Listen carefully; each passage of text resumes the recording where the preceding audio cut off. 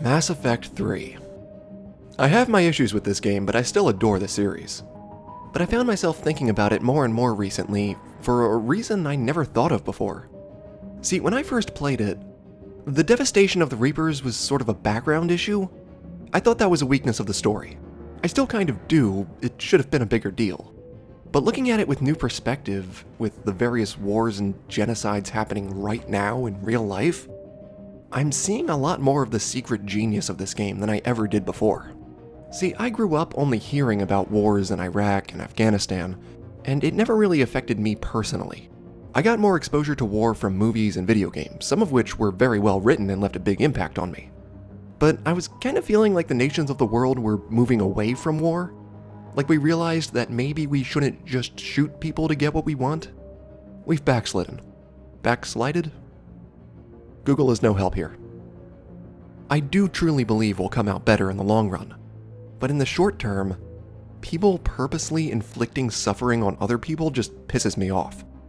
Why can't we just not be mean to each other? Why is this difficult? Mass Effect 3, right.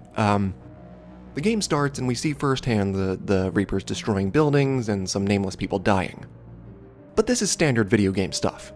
Mass Effect is immersive as heck, but it's still a game. I've mowed down millions of zombies and watched the glassing of Reach.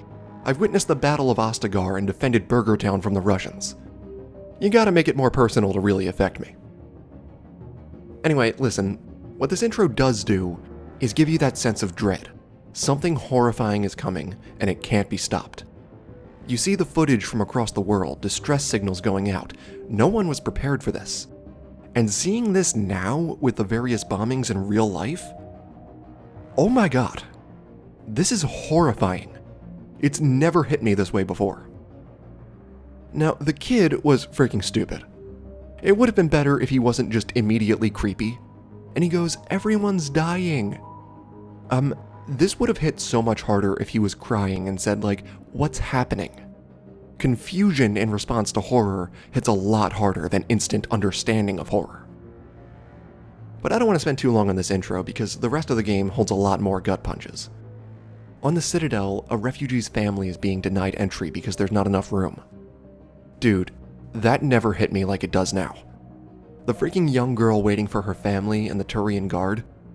Okay, that's always hit me, but it's worse now. It's so much worse.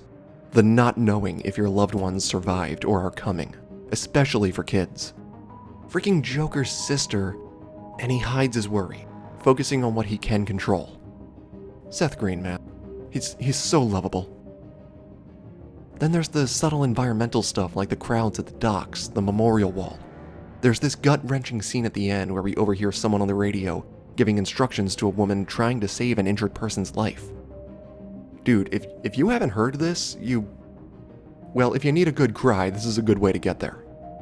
There's the horrible woman cheating on her husband with this other horrible woman who doesn't want a commitment. Oh, that's not a good example. There's the Asari widow whose last conversation with her wife was an argument, and she gets the audio log for an apology, listening to her wife dying. There's the Char and Araba thing. Pregnant woman lost her husband while he was out trying to save the galaxy for her and their child. And see, it's easy to not notice this.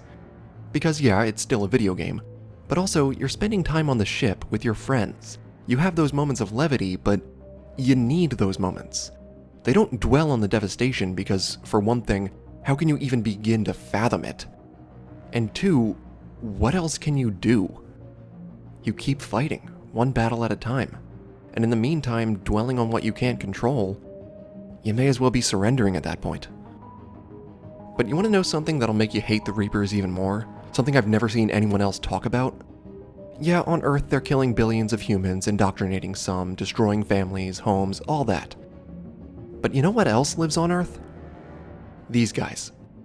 Alone, hurt, wondering where their families are if they didn't die outright. Yeah, if this doesn't make you want to stab the Reapers with their own tentacles, I don't know what will.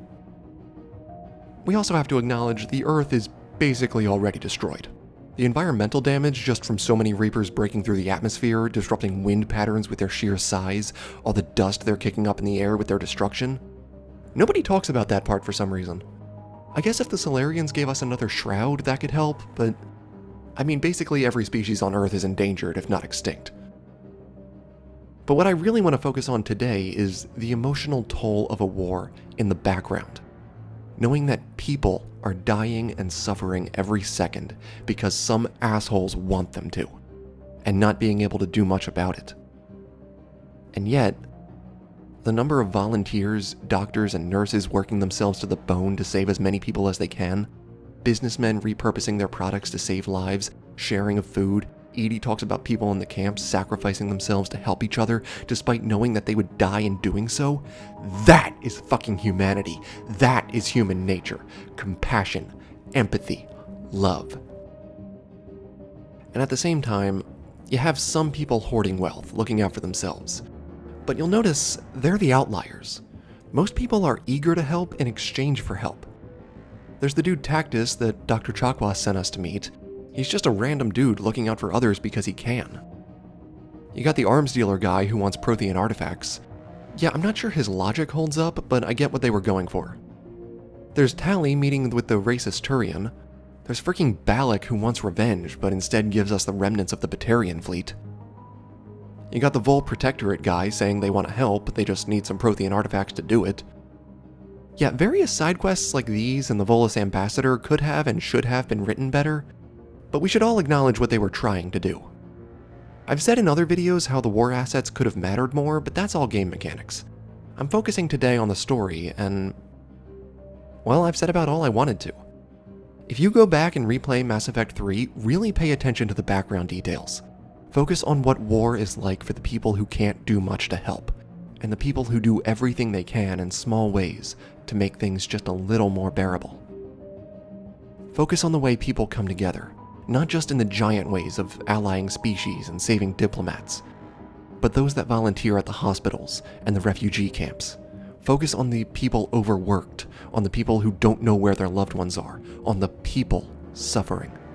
Because right now, that's reality for a lot of people. So that's it for now, my friends. Remember, be good to one another, show empathy and compassion in whatever small ways you can, because that truly does make an enormous difference. I love you all, God bless you, I hope you have a great day. I'll see you later.